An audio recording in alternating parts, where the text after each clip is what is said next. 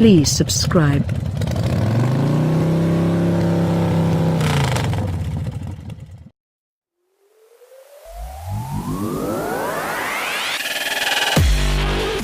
Most homeowners who've shopped for appliances will agree that finding a nice-looking, durable, and high-quality refrigerator for a decent price is a challenge, despite the plethora of options lining the aisles at the local big-box retailer.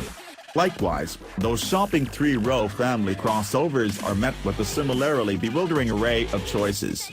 The Chevrolet Traverse, which has been redesigned for 2018, has set itself up to be a go-to option for buyers in that segment.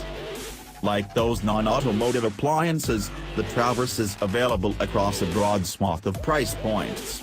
The lineup spans from the basic L, which starts at a paltry $30,925, to the loaded and luxurious High Country, which crests the $53,000 mark, with 5 mid-range options in between. Of these, the LT Leather is the one General Motors expects will be the volume seller, the automotive equivalent to a Frigidaire side-by-side. GM used to know a lot about refrigerators, too, having owned Frigidaire from 1919 until 1979. Our $42,835 front-wheel drive LT Leather test vehicle sported just 2 options: a $650 trailering equipment package, a trailer hitch receiver, and a heavy-duty cooling system granting a bump in towing capacity from 1,500 to 5,000 pounds, and a $40 front license plate mount. This Traverse has features that most anyone considering a modern three-row family vehicle will want: touchscreen infotainment with navigation, a power liftgate, second-row captain's chairs, heated front seats, and flashy 20-inch aluminum wheels. Going with front-wheel drive rather than forward-driven wheels saves $2,000 on the LT Leather, more on the Premier trim level, where all-wheel drive is bundled with additional equipment. Get the lead out. The front-drive Traverse uses the same 310 horsepower 3.6-liter V6 and 9-speed automatic as the all-wheel drive High Country example we recently tested. The EPA rates the front driver at 18 miles per gallon city and 27 highway, versus 17/25 of a mile per gallon city highway for the all-wheel drive version. On our 75-mile-per-hour highway fuel economy test, the Chevy just missed its EPA mark with a still respectable 26 miles per gallon. The 3.6-liter V6 pulls strongly, and the low-end power is handy around town. The 9-speed cycles smoothly through its gears, but stand on the throttle, and the FWD Traverse exhibits distinct torque steer that's not present in the all-wheel drive version, although it is quicker to 60 miles per hour by 0.2 seconds, nailing the mark in a fleet 6.3 seconds. In fact, the lighter front-drive LT outperformed the luxed-up all-wheel drive version's acceleration times across the board, albeit slightly. In our 70-mile-per-hour to 0 emergency braking test, the two-wheel drive Traverse halted in 170 feet, 6 feet shorter than the all-wheel drive Traverse and 11 feet shorter than a front-wheel drive Honda Pilot. One thing that both Traverses shared was significant brake fade after 6 hard stops. Dynamically, the Traverse disguises its size quite well. Its steering is light, but there is more feedback than you might expect from a large crossover's helm. The ride is refined, soaking up all but the harshest bumps without disturbing occupants, A+ for those with young children who are easily awakened. Even so, the Traverse is still a large family SUV, so driving enthusiasts shouldn't expect to be particularly entertained behind the wheel. It's what's inside that counts. The cabin is designed with simplicity in mind. Up front are 2 spacious, comfortable, and heated bucket seats, and the driver faces a minimalist gauge cluster that's easy to read at a glance.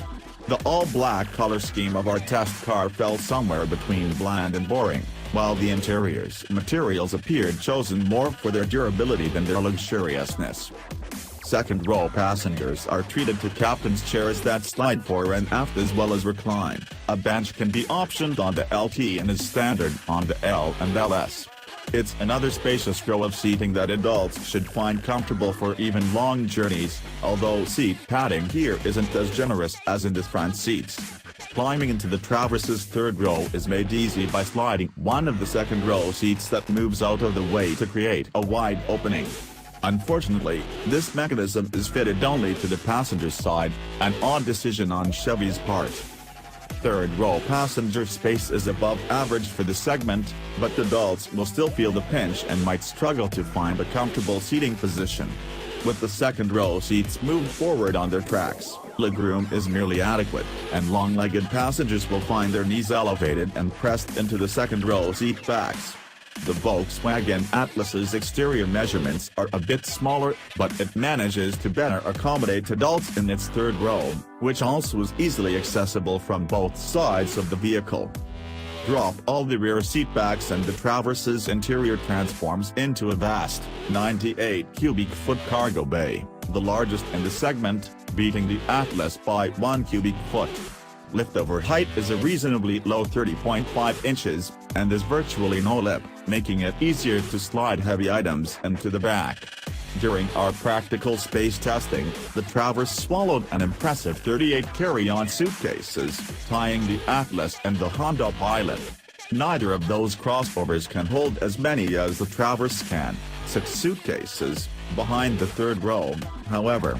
A bevy of interior storage cubbies, including a neat compartment hidden behind the infotainment screen, which motors up, provide ample space for stashing smartphones, toys, snacks, and other family and travel-related detritus.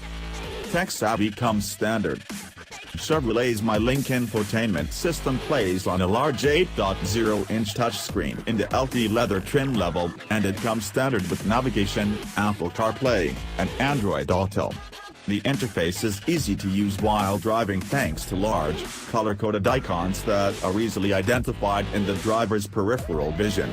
The software is quite responsive as well, registering an average menu-to-menu response time of just 0.4 seconds in our testing. Also impressive are the Traverse's standard 7 USB ports strategically placed throughout the cabin and an onboard Wi-Fi hotspot. Everyone's mobile device can remain powered, connected, and pacifying. The infotainment screen also serves as a display for the standard backup camera and, in our test vehicle, a 360-degree monitor. The image quality is surprisingly grainy and low-res, which is a disappointment considering the rest of the Traverse's suite of technology is near the top of the class. The novel rear-view mirror, which Chevy calls rear camera mirror, can be switched to a display screen that provides a wide-angle view behind the vehicle. It's activated with a flip of a switch. The image displayed there is of higher quality than the disappointing backup camera, and it's handy for times when tall cargo or rear seat passengers' heads make seeing by the traditional mirror difficult. For all the Traverses focused on infotainment technologies, it's surprising that buyers won't find similarly desirable active safety features at this level in the Traverse hierarchy. Blind spot monitoring with rear cross-traffic alert is standard on the LT leather, but camera and radar-based gizmos, such as automated emergency braking and adaptive cruise control, are reserved for the expensive Premier and High Country models. Both the Honda Pilot and the Kia Sorento offer these items, at least as options, on all but their base models. Eventually, automated emergency braking will be standard on all new vehicles sold in the United States, but that's a few years off. In cars, as with appliances, researching choices and compromising is a necessary part of the shopping process for the vast majority of buyers.